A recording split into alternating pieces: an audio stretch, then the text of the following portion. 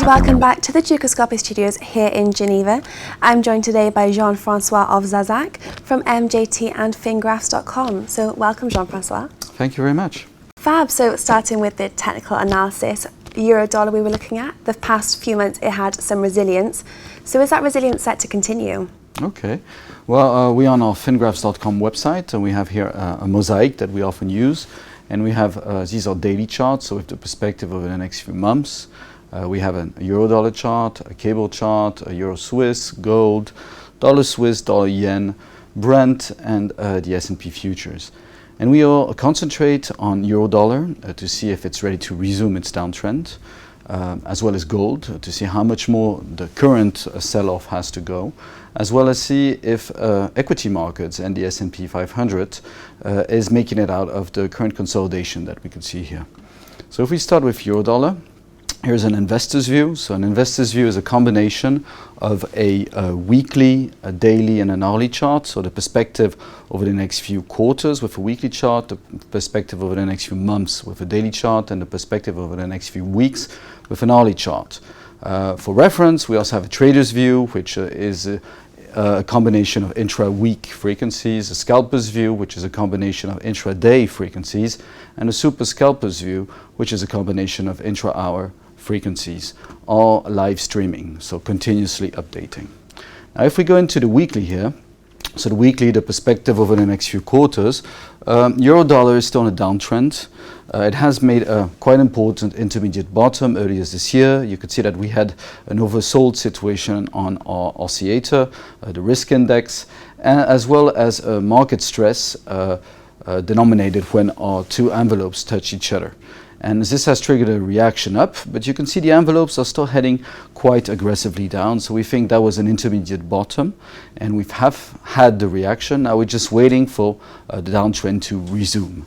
And we think the potential is probably towards parity or lower single digits, and that could happen over the next few quarters. Now if we look at the daily chart last time we spoke was about 3 weeks ago, and we were saying that we thought it would probably hold around the 110 level.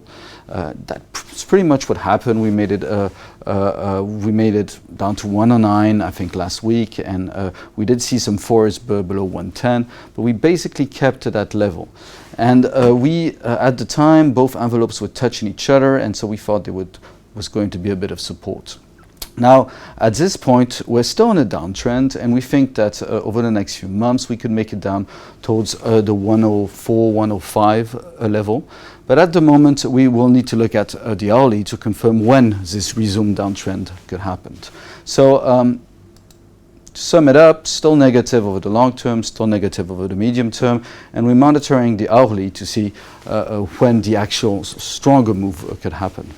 Last week we had a strong spike at the end of the week, which triggered this corrective targets and actually set an interesting level here, which is the top end of these corrective targets.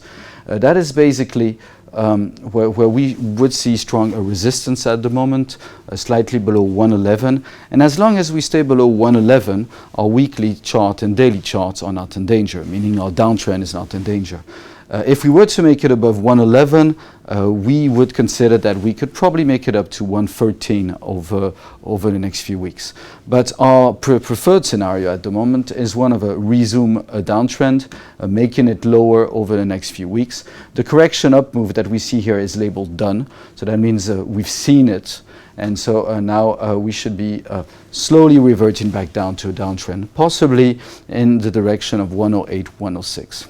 Now I'll put a bit of caution here, because following the agreement announcement, many people or many investors were trying to get back into what they call a carry trade, meaning funding position in euros, which had quite low interest rates, and investing in high yielding currencies.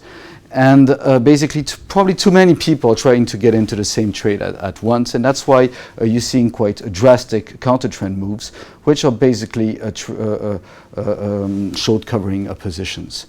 So I'd have a word of caution here, and watch out if it does make it above 111, because there's probably one or two more figures to go if it does.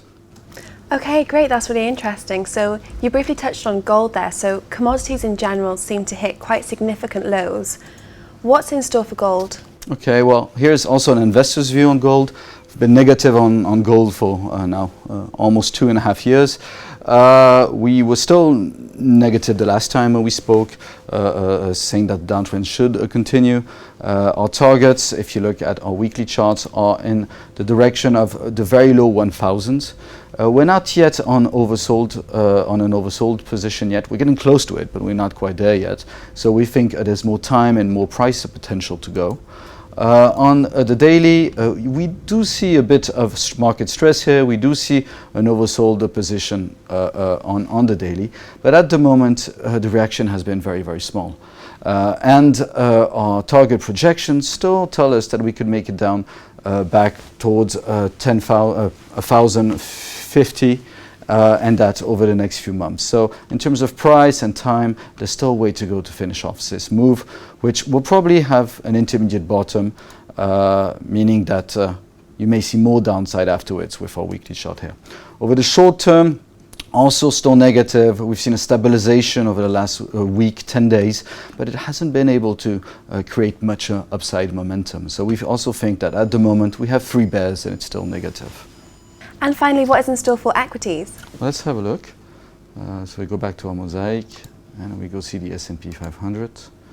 And so we've been positive for quite some time on equities. We think we're in a very extended overbought move, but it's not quite finished yet.